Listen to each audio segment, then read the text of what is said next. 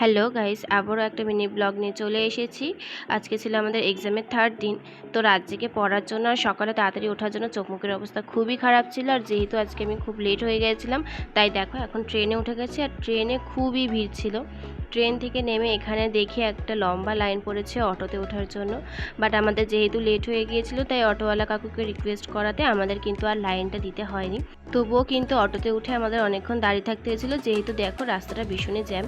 তারপরে ফাইনালি কলেজে পৌঁছে গিয়েছি। আর দেখো এটা হলো আমাদের এক্সাম হল, এখানে আমরা এক্সাম দেব।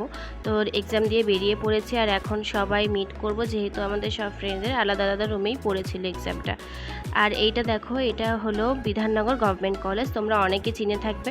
এটার ওপর থেকে ভিউটা খুবই সুন্দর ছিল। আর এখন বেরিয়ে পড়েছি বাড়ি যাওয়ার জন্য। বাইরে খুব রোদ ছিল, তাই ভিডিওটা আর কন্টিনিউ করিনি। আর এখানে দেখো আমি বাড়ি চলে এসেছি, আর টোপো ওয়েলকাম করতে চলে এসেছে আমাকে। তো দেখা হচ্ছে পরের মিনিট।